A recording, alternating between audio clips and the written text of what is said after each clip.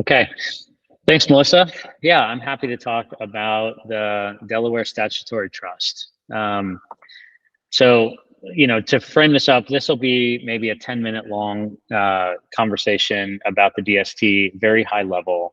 Talk a little bit about my firm, talk a bit about what we do, what I do at the firm, and ultimately, what is a Delaware Trust and how might you use it. Melissa, it's fun when we do case studies.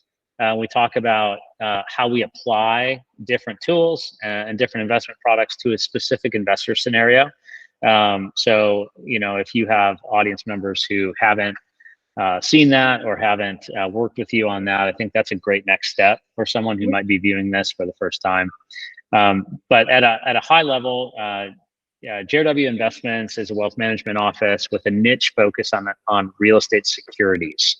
Okay, so real estate securities are REITs, Delaware Statutory Trust, tenant in common or TIC structure, a limited partnership, a private equity fund. These are types of financial investment products that are traditionally traded through an alternative investments desk at a financial advisor or through a wealth management office that has a specific focus on a sector or on an industry.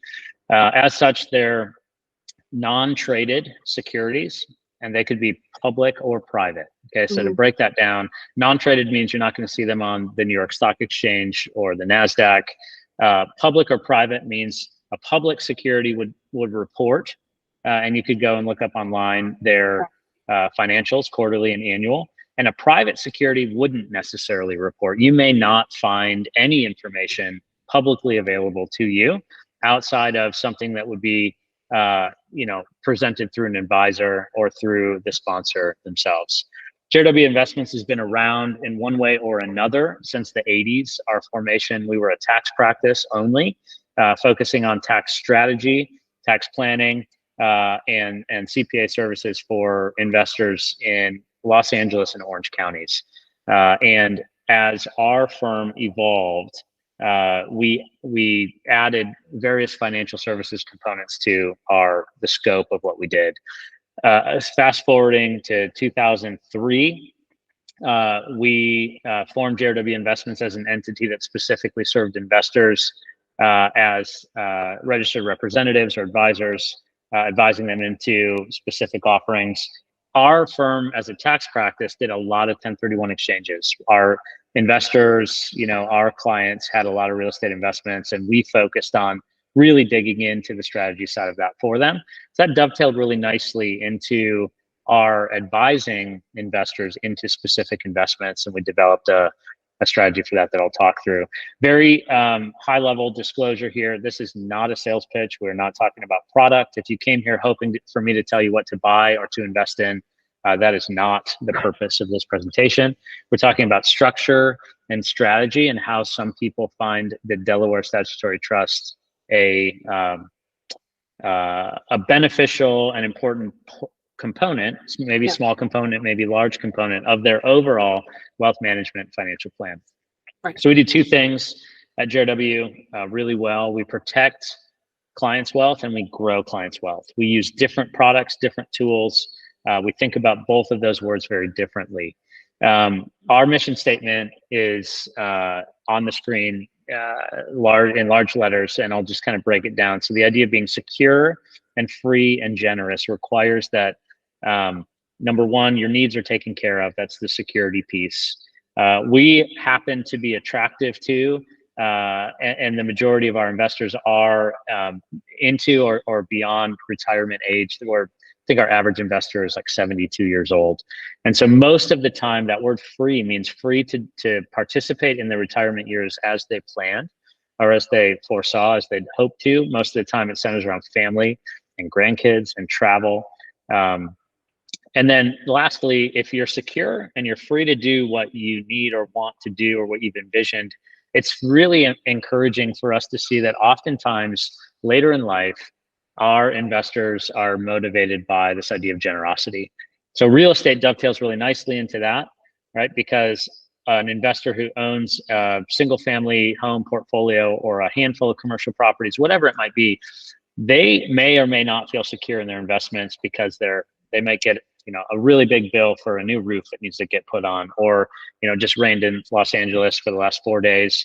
And, now all the roofers are out there fixing holes that people didn't know they had. There's all kind of lack of security in real estate that I think us as investors appreciate and are happy to take on during the earlier portions of our career, that become less and less attractive as we age.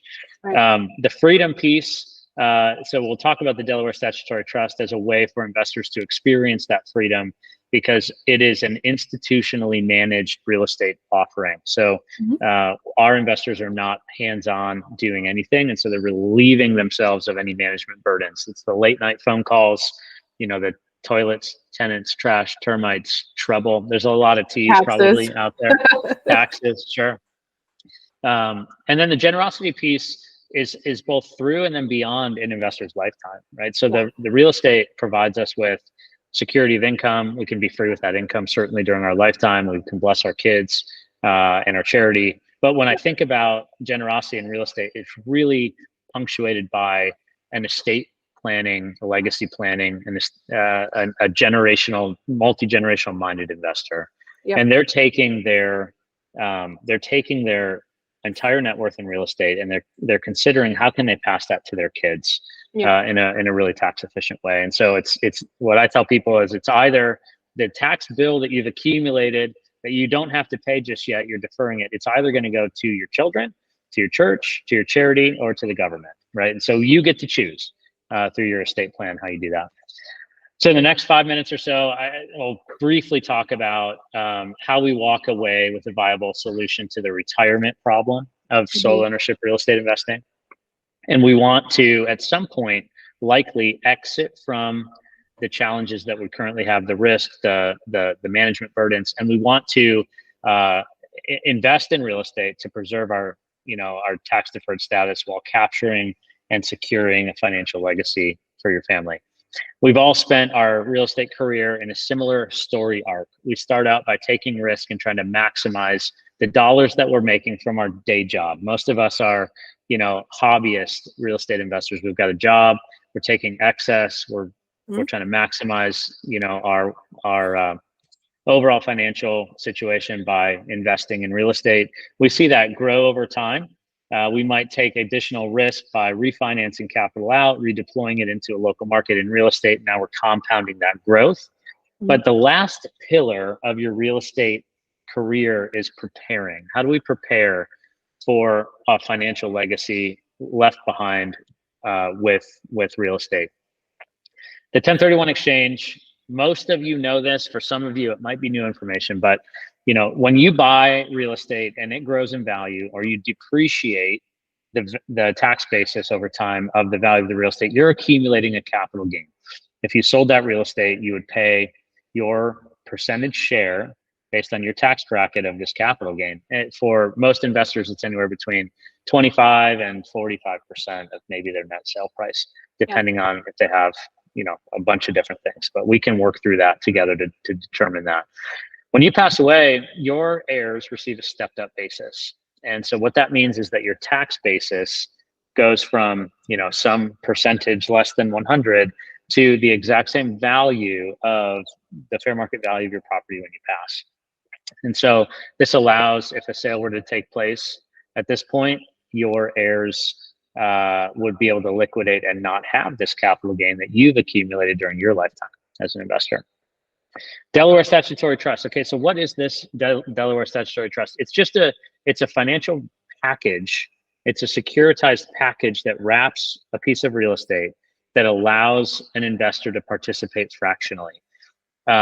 Nobody invests in a DST, okay? You invest in real estate through a DST. DST is just the structure that allows you to participate in a piece of a real estate project. It borrows a grantor trust structure. If you have a living trust, you're the trustee and your kids are the beneficiaries. And this DST structure, it's the general partner, it's the sponsor is the word that it's used in this. The sponsor of this is acts as trustee oftentimes, and then we as investors are the beneficiaries. In 2004, this was determined as a 1031 exchange exchangeable financial vehicle. Okay, so there are constraints around any Delaware trust that are that provision it as a 1031 exchange vehicle going all the way back to 2004.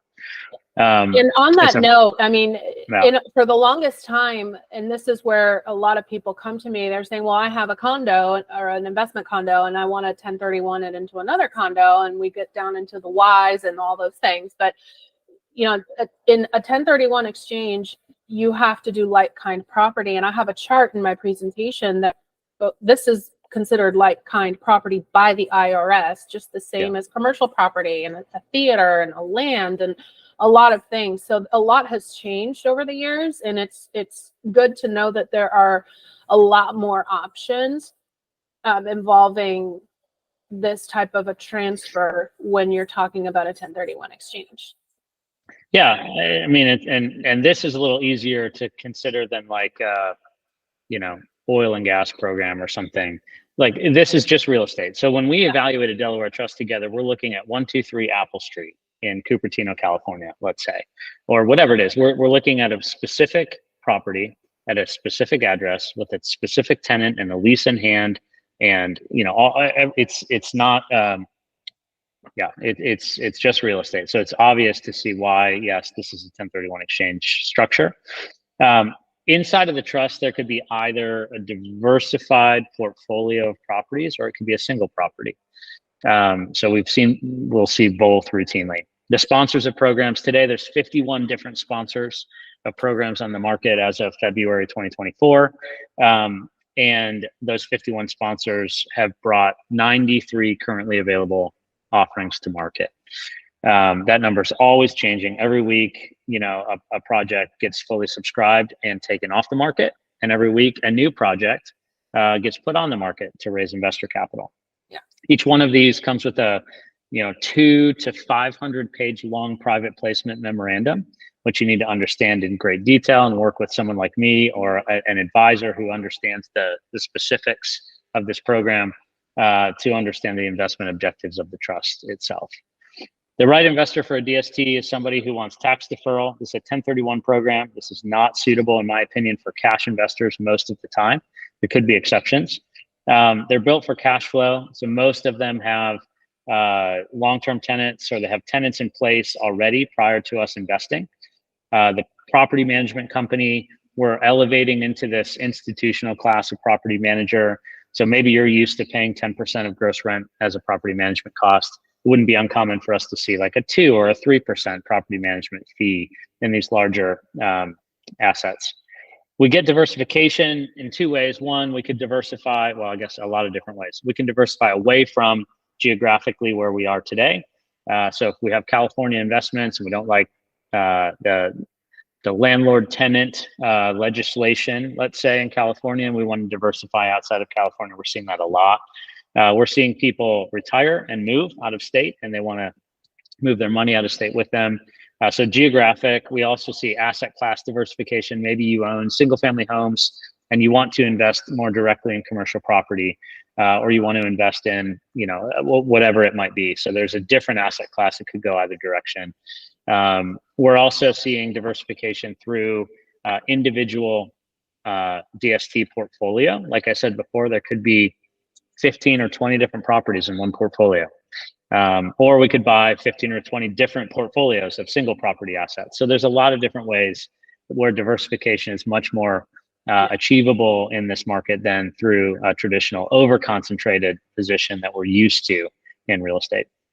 And then, this is a non-traded security, so it's for accredited investors only. Yeah. So that means you have to demonstrate, it's a financial statement of $1 million net worth, so assets minus liabilities outside of the primary residence that you live in. Right. So that's something that you work through with somebody like me prior to anyone ever providing you with a deal or recommendation or anything like that. Potential challenges in a DST, and we've got to scoot through this pretty quick, Melissa, because I got to jump.